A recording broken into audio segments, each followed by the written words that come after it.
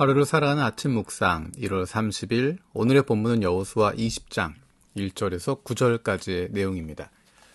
어제까지 가나안 땅을 12지파에게 분배하는 내용이 다 끝나게 됩니다. 그리고 나서 하나님께서 여호수아에게 명령하신 내용이 오늘 20장에 나와 있습니다. 그것은 바로 도피성 혹은 피신 도시에 대한 내용을 담고 있는 것입니다. 그 가운데 3절에서 6절 말씀을 읽겠습니다. 부지 중에 실수로 사람을 죽인 자를 그리로 도망하게 하라. 이는 너희를 위해 피의 보복자를 피할 곳이니라. 이 성읍들 중에 하나에 도피하는 자는 그 성읍으로 들어가는 문 어귀에 서서 그 성읍의 장로들의 귀에 자기의 사건을 말할 것이요. 그들은 그를 성읍에 받아들여 한 곳을 주어 자기들 중에 거주하게 하고 피의 보복자가 그의 뒤를 따라온다 할지라도 그들은 그 살인자를 그의 손에 내주지 말지니 이는 본래 미워함이 없이 부지 중에 그의 이웃을 죽였음이라. 그리 살인자는 회중 앞에 서서 재판을 받기까지 또는 그 당시 대제사장이 죽기까지 그 성읍에 거주하다가 그 후에 그 살인자는 그 성읍 곧 자기가 도망하여 나온 자기 성읍 자기 집으로 돌아갈지니라 하라 하시니라. 모세오경에서는 살인한 자에 대해서는 그 목숨으로 대가를 지불해야 된다라고 하는 부분을 반복적으로 강조하고 있습니다. 그리고 여러 가지 일에 있어서 동해보복, 같은 해를 입히는 보복을 허용하고 있고 그렇게 보복하라라고 이야기합니다. 근데 주목해야 될 부분은 실수로 사람을 죽였을 경우에 그것에 대해서는 아주 예외적인 규정을 만들어 놓고 있습니다. 부지 중에 실수로 사람을 죽인 자, 그 사람에 대해서는 생명을 지킬 수 있는 방법을 만들어 놓고 있는 것입니다. 그 자세한 내용이 신명기 19장 1절에서 13절에 그리고 민수기 35장 9절에서 34절에 아주 자세하게 그 규정을 이야기하고 있습니다. 의도적으로 죽인 것이 아니라 3절에 있는 것처럼 부지 중에 실수로 사람을 죽였을 경우에 본래 미워함이 없이 부지 중에 그 이웃을 죽였을 경우에 그가 도망할 수 있는, 그가 포용될 수 있는 곳을 만들어줍니다. 그것이 바로 도피성이라는 곳입니다. 7절에 보면 요단 서쪽에 3곳, 그리고 요단 동쪽에 3곳을 두고 있습니다.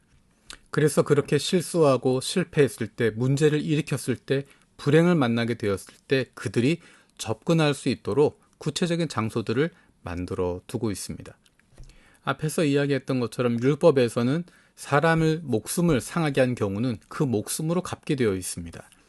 그래서 누군가 가족을 죽이면 그 가족 중에 누군가가 피해 보복자가 되어서 그가 피값을 갚아주어야 하는 것입니다.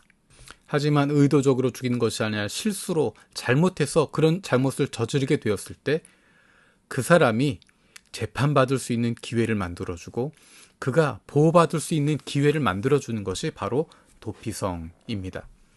도피성으로 피하게 되면 그는 재판을 받을 수 있는 기회를 갖게 됩니다.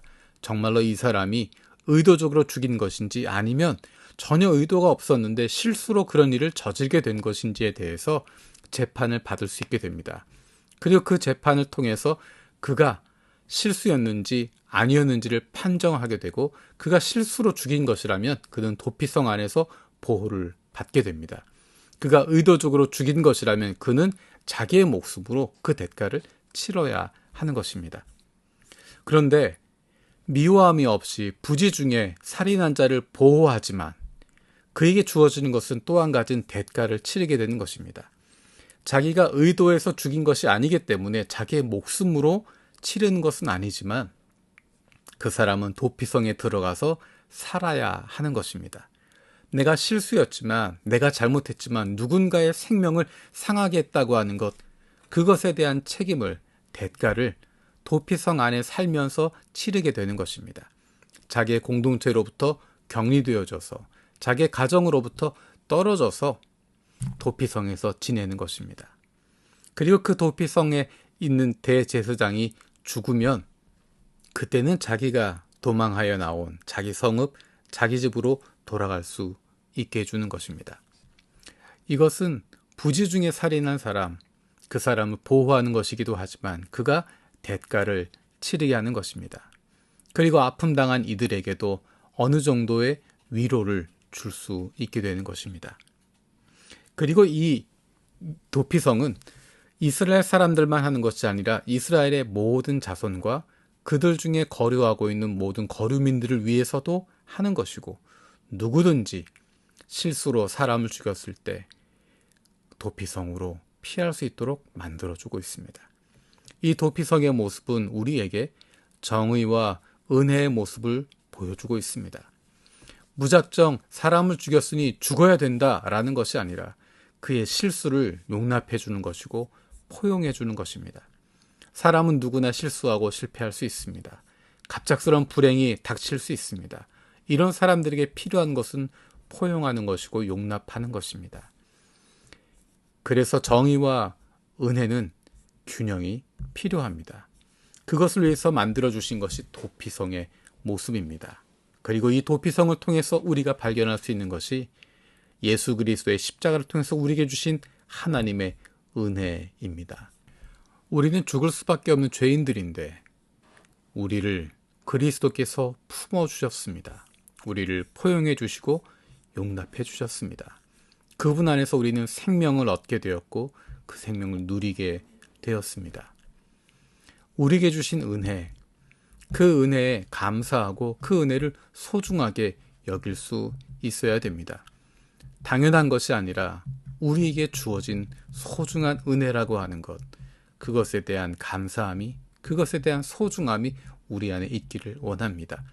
도피성의 모습을 보면서 우리에게 참된 도피성이 되어주신, 우리를 품어주시고 우리에게 생명을 주신 그 주님을 닮아갈 수 있는 우리가 되길 원합니다. 누군가가 실수했을 때, 실패했을 때, 불행에 빠졌을 때 그를 포용해주고 용납해줄 수 있는, 안아줄 수 있는, 다시 일어설 수 있도록 위로하고 격려하고 용기를 북돋아 줄 수 있는 그런 도피성 같은 사람들 되었으면 좋겠습니다.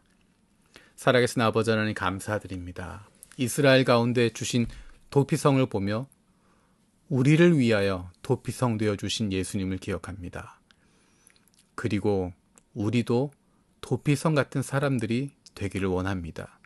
실수하고 실패하고 불행을 겪고 있는 사람들이 우리 안에서 포용되어지고 용납되어지고 새로운 희망을 얻게 되고 격려받고 응원받을 수 있는, 그래서 다시 시작할 수 있도록 도와줄 수 있는 도피성 같은 사람들 되게 하여 주옵소서. 우리가 주님으로 말미암아 그렇게 살아났기 때문에, 그렇게 생명을 얻게 되었기 때문에 다른 이들에게도 넉넉한 마음을 품을 수 있게 하여 주옵소서. 감사드리고 예수님의 이름으로 기도드립니다. 아멘.